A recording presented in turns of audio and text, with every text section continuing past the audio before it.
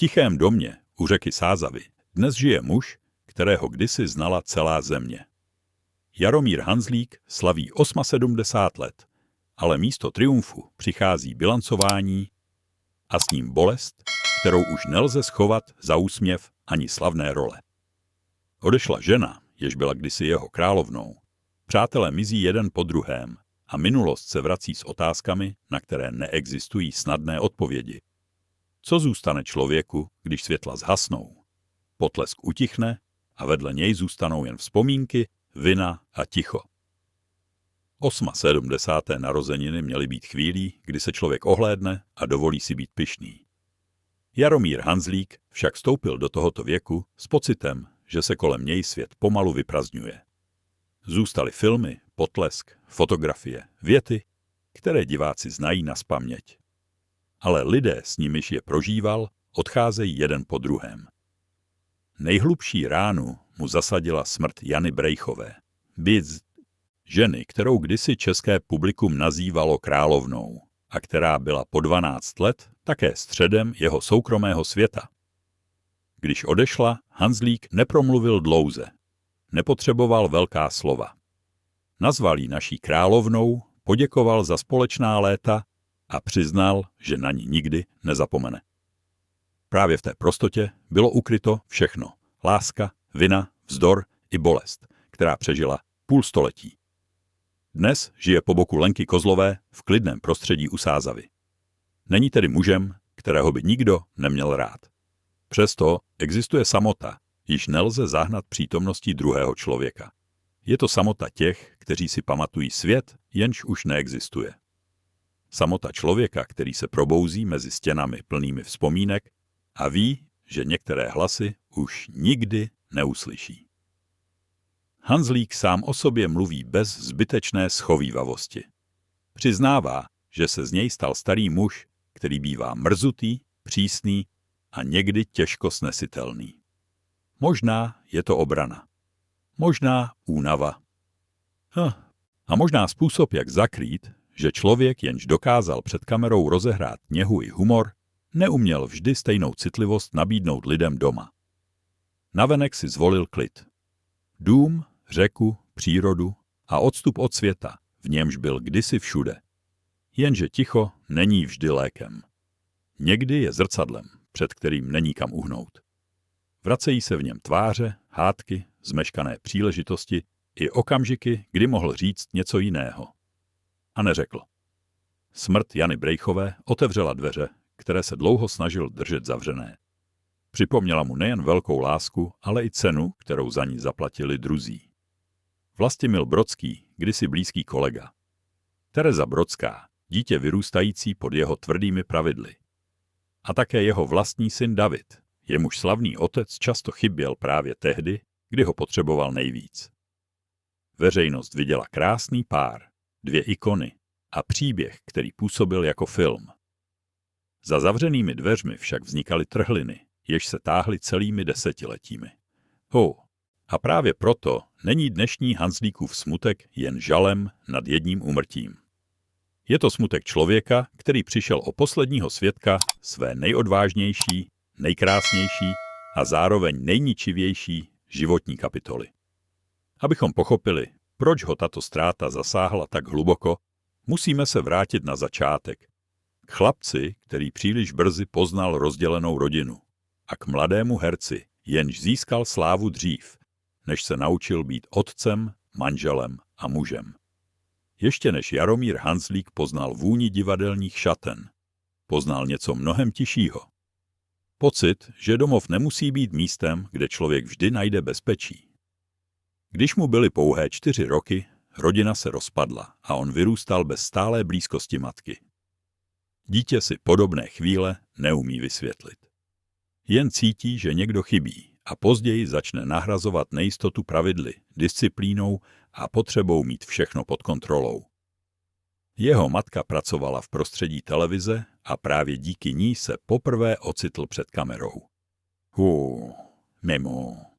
Nebyl to velký plán, spíš náhoda, která otevřela dveře do světa, jenž ho později zcela pohltil. Z chlapce hledajícího pevné místo se stával mladík, který dokázal být jistý alespoň ve chvíli, kdy někdo řekl, kde má stát, co má říct a kdy vstoupit do záběru. V 18 letech přišel zlom. Bez klasické herecké školy se dostal do divadla na Vinohradech mezi osobnosti. Miloš Kopecký, Vlastimil Brodský a další mistři byli najednou jeho kolegy. Hanzlík se ocitl tam, kam jiní mířili dlouhá léta. A musel rychle dokázat, že tam není omylem. Role přicházely jedna za druhou. Romance pro Křídlovku, Kočár do Vídně, Noc na Karlštejně, Jak utopit doktora Mráčka, Léto s kovbojem, Postřižiny, Slavnosti sněženek nebo Sanitka. Publikum si zamilovalo jeho tvář, hlas i schopnost působit přirozeně, jako by před kamerou nehrál, ale skutečně žil. Jenže zatímco herecky dospíval neuvěřitelnou rychlostí, v soukromí zůstával velmi mladým mužem. Brzy se oženil, narodil se mu syn David a najednou měl být manželem, otcem i vyhledávaným hercem zároveň. Od rána natáčel, večer stál na jevišti a domů se vracel ve chvíli, kdy rodina často už spala. Po letech přiznal, že tehdy myslel především na práci a na sebe. Péči o dítě nechával na první ženě Jaroslavě, protože věřil, že další role se nesmí odmítnout. Sláva mu dávala pocit, že postupuje správně. Doma však pomalu vznikalo prázdné místo, které žádný úspěch nedokázal zaplnit. Možná právě zde se zrodil jeden z největších paradoxů jeho života. Muž, který dokázal před miliony diváků zahrát něhu, oddanost i lásku, neuměl vždy tyto city ukázat synovi. Ne proto, že by nic necítil, ale protože věřil, že odpovědnost znamená tvrdost a že láska se nemusí vyslovovat. Jenže rodina není filmová scéna. Nelze ji zopakovat, když se první záběr nepovede. Dětství nelze vrátit a prázdné místo po otci se nedá přepsat lepším dialogem. Hanzlík to pochopil až později, když už některé chyby měly vlastní paměť. A právě tehdy do jeho života vstoupila Jana Breichová. Nebyla jen slavnou kolegyní. Stala se láskou, kvůli níž riskoval rodinu, přátelství i pověst. To, co vypadalo jako osudové setkání dvou hvězd, se brzy změnilo v příběh, za který muselo zaplatit mnohem víc lidí, než si tehdy dokázal připustit. Jana Breichová tehdy nebyla jen slavnou herečkou. Byla symbolem krásy, noblesy a nedostupnosti, ikonou celé země. Když se v jejím životě objevil Jaromír Hanzlík, nebylo to setkání dvou obyčejných lidí. Bylo to spojení dvou tváří, které veřejnost obdivovala. A proto také nemilosrdně soudila. Dodnes zůstává nejasné, kdy přesně se jejich blízkost změnila v lásku. Někteří tvrdili, že city propukly už během natáčení Noci na Karlštejně. Hanzlík později naznačoval, že k sobě přišli až ve chvíli, kdy se jejich manželství rozpadala. Pravda možná ležela mezi tím. Veřejnost však nečekala. Potřebovala viníka a našla ho v něm. Vlastimil Brodský nebyl cizí muž. Byl kolega, partner na jevišti, člověk z jeho blízkosti. Proto vztah Hanzlíka s Janou působil v očích mnoha lidí jako dvojí zrada. Nešlo jen o rozbitou rodinu. Šlo o pocit, že překročil hranici, která měla zůstat nedotknutelná. Hanzlík a Breichová spolu prožili 12 let. Byly to roky cestování, vášně, svobody i střetů dvou silných osobností. Na fotografiích působili jako pár, kterému svět patří. Jenže fotografie neumí zachytit ticho po hádce ani chvíli, kdy láska přestane být útočištěm a začne připomínat boj. Jejich vztah nebyl lež. Právě to na něm bylo tak bolestivé. Mohli se milovat a přesto kolem sebe zanechat zraněné lidi. Láska totiž není omluvenkou. Nedokáže vrátit důvěru příteli, uklidnit dítě, které nechápe, proč se rodina změnila, ani vymazat titulky, v nichž se z člověka stane nepřítel. Hanzlík čelil tvrdé kritice. Část veřejnosti ho vnímala jako muže, který vstoupil do cizího manželství a zničil přátelství. Sláva, která ho dříve chránila, se obrátila proti němu. Čím známější byl, tím méně prostoru měl k vysvětlení. Každé gesto bylo vykládáno, každé mlčení považováno za přiznání. Nějaký čas proto hledal únik ve Švýcarsku. Potřeboval se schovat před pohledy, otázkami a možná i před vlastním svědomím. Člověk může odjet přes hranice, ale minulost cestuje s ním, mlčí a čeká, až se znovu ozve. Jana v jeho paměti nezůstala jen jako příčina skandálu. Byla ženou spojenou s obdobím, kdy byl nejodvážnější, nejžádanější a nejméně opatrný. Proto její smrt po letech neotevřela pouze starou lásku. Otevřela celý svět, který spolu vytvořili, poškodili a opustili. Veřejnost sledovala dva slavné dospělé. Málo kdo se však ptal, co se dělo s dětmi, které museli přijmout nový domov a cizí pravidla. David Hanzlík a Tereza Brodská se ocitli mezi láskou rodičů a tvrdostí muže, jenž chtěl všechno napravovat po svém. A právě za dveřmi této domácnosti se ukázala Hanzlíkova druhá tvář. Ne okouzlující milovník z filmového plátna, ale přísný muž, který věřil, že bez disciplíny se člověk zlomí. Netušil však, že někdy dokáže zlomit právě disciplína. Za zavřenými dveřmi slavného domu nebyl Jaromír Hanzlík tím mužem, kterého diváci znali z obrazovky. Tam mizel úsměv, lehkost i šarm. Zůstával člověk posedlý pořádkem, přesností a přesvědčením, že jen tvrdost dokáže z dítěte vychovat někoho silného. Jeho syn David později vzpomínal na otce jako na muže velkorysého, ale zároveň mimořádně náročného. Všechno mělo své místo, pravidlo a čas. Chyby se neomlouvaly lehce, slabost se neukazovala a odpor byl vnímán téměř jako neposlušnost. Hanzlík byl přísný k ostatním, protože byl ještě přísnější sám k sobě. Stejnou tvrdost pocítila i Tereza Brodská, dcera Jany Brejchové.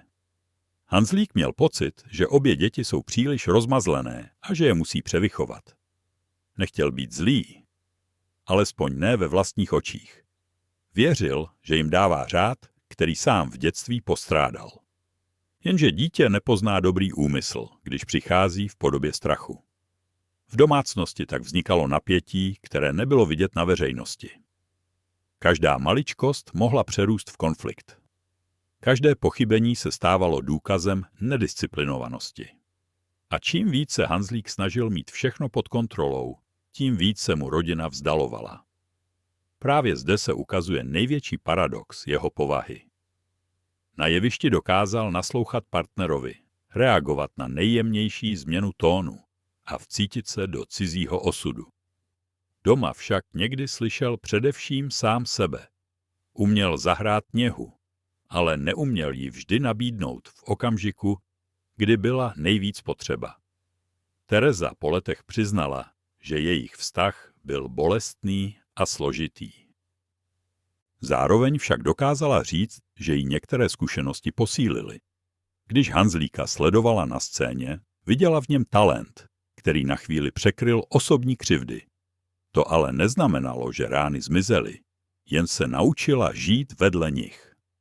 Hanzlíkova posedlost detailem se neomezovala na rodinu. Kolegové věděli, že dokáže rozebírat scénář do posledního slova, zpochybňovat každou větu a hledat chybu tam, kde ji jiní neviděli. Tato náročnost mu pomáhala vytvářet přesné a silné role. Zároveň z něj však dělala člověka, vedle něhož bylo obtížné dýchat.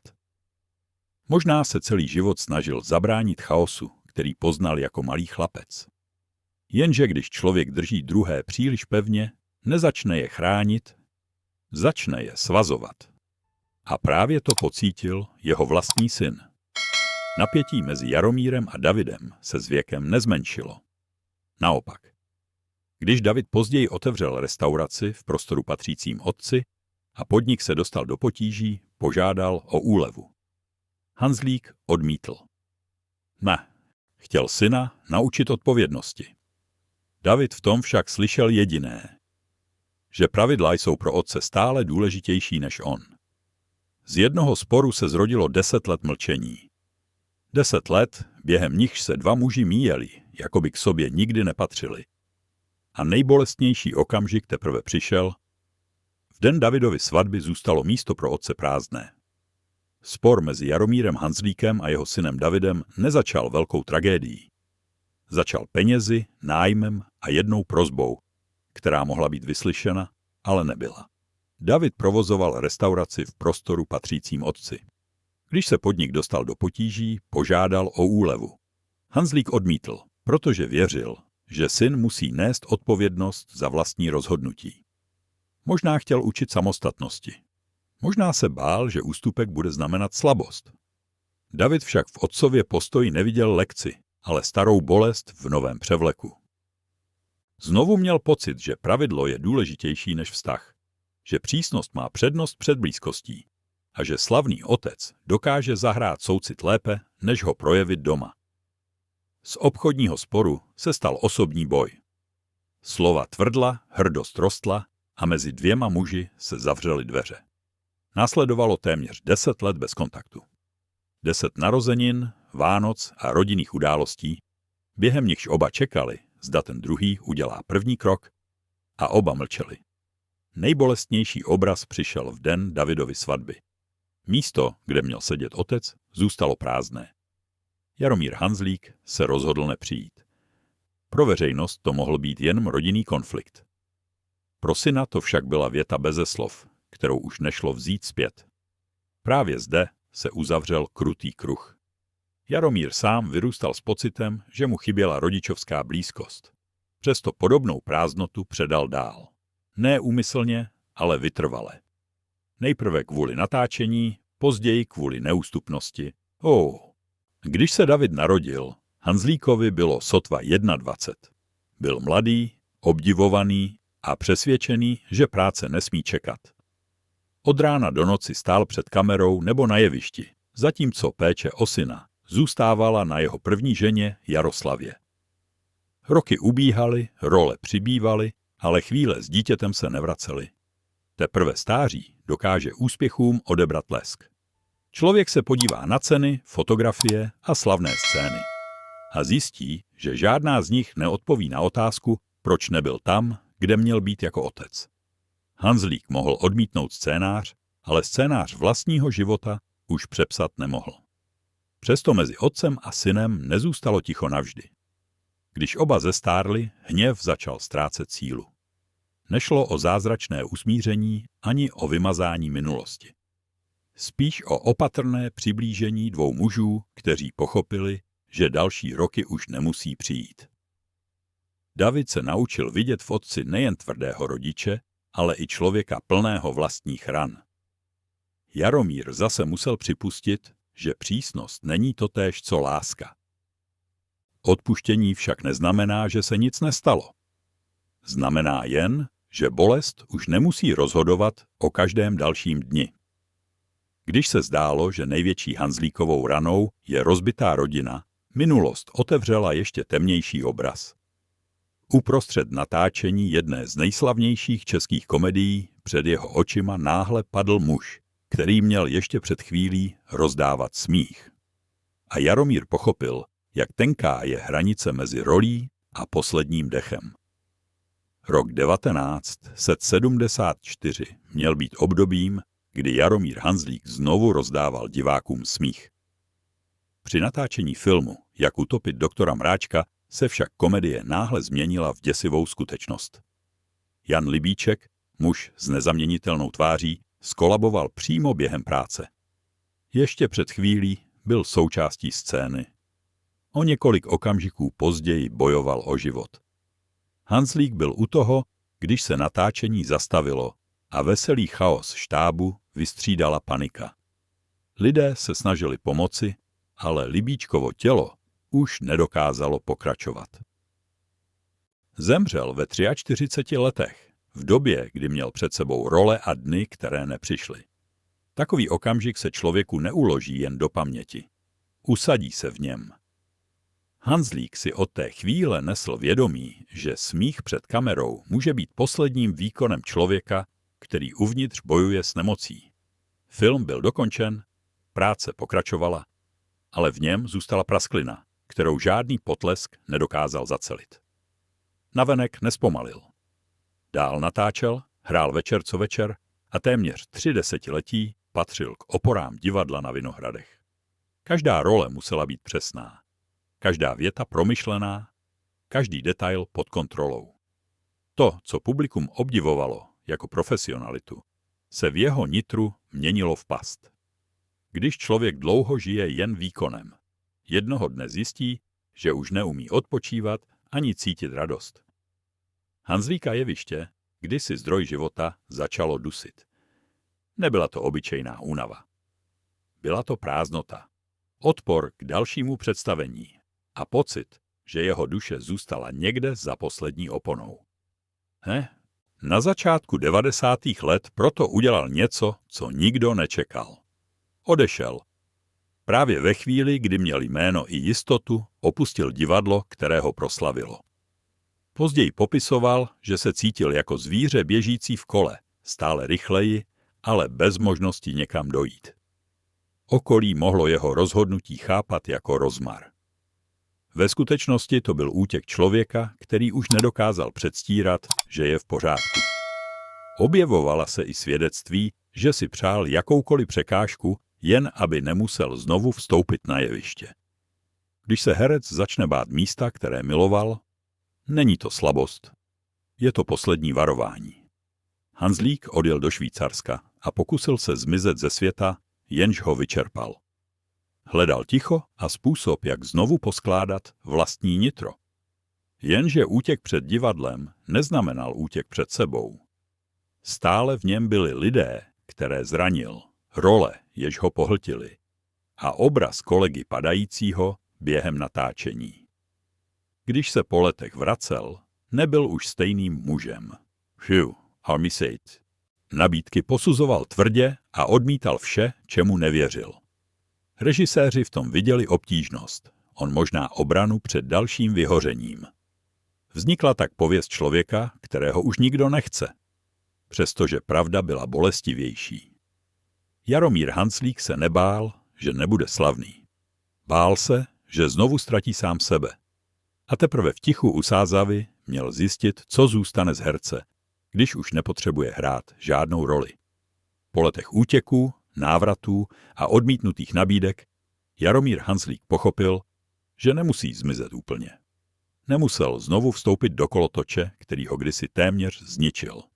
Stačilo přijmout jen to, čemu ještě věřil, a zbytek nechat odejít.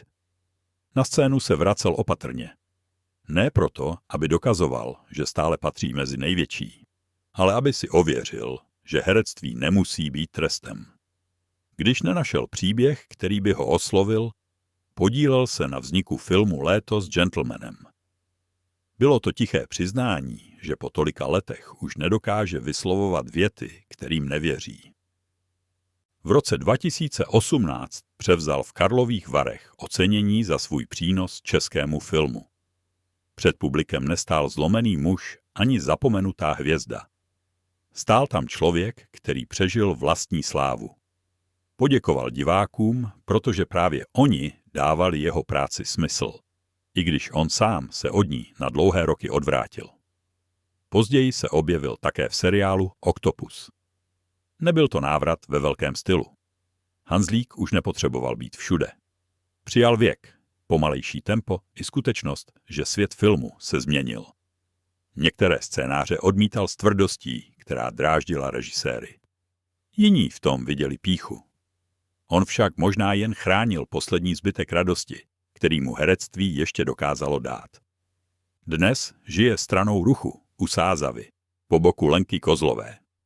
Řeka plyne pomalu, dům je obklopen tichem a minulost už není možné přehlušit premiérou ani potleskem. V takovém tichu se však člověk nesetká jen s bolestí. Někdy v něm poprvé uslyší pravdu. Hanzlík už nemusí předstírat, že všechno zvládl správně. Ví, že synovi nedal dětství, jaké si zasloužil. Ví, že tvrdost, kterou považoval za výchovu, dokázala zraňovat. Ví také, že láska k Janě Brejchové byla skutečná. A přesto po sobě zanechala trosky. Její smrt mu připomněla, že některé příběhy nekončí rozchodem. Pokračují v člověku desítky let a vracejí se ve chvíli, kdy už není komu položit poslední otázku. Jana odešla jako žena, kterou stále nazýval královnou. S ní odešla část jeho mládí, odvahy i viny. Ve věku 78 let proto nehledá nový vrchol. Spíš se učí přijímat, že člověk není jen součtem úspěchů, ale také následků. Ceny zůstávají ve vitrínách, filmy v archivech, ale nejdůležitější rozsudek přichází v samotě, když se nikdo nedívá. Jaromír Hanzlík nebyl dokonalým otcem, partnerem ani přítelem. Byl však umělcem, který dokázal dát divákům celé generace emocí, zatímco své vlastní držel příliš dlouho pod zámkem. Dnes už nemá potřebu všechny přesvědčovat, že jednal správně. Možná mu stačí pochopit, proč jednal právě tak. A tak před ním zůstává nejtěžší role. Ne role napsaná scenáristou, ne role odměněná potleskem, ale role člověka, který musí žít s tím, co miloval, co zničil a co už nikdy nemůže vrátit. Právě v tom je jeho dnešní pravda. Tichá, bolestná a konečně bez masky. Řeka Sázava dál tiše plyne, filmy zůstávají a hlas Jaromíra Hanzlíka se bude vracet pokaždé, když se rozsvítí obrazovka. Jenže žádný potlesk už nevrátí ztracená léta, nevyřčené omluvy, ani lidi, kteří odešli. Celý život hrál cizí osudy, až ve stáří musel přijmout ten vlastní, plný slávy, lásky, viny i samoty. Možná právě proto jeho příběh tolik bolí a připomíná nám, že největší role nezačíná před kamerou, ale ve chvíli, kdy člověk zůstane sám před sebou. What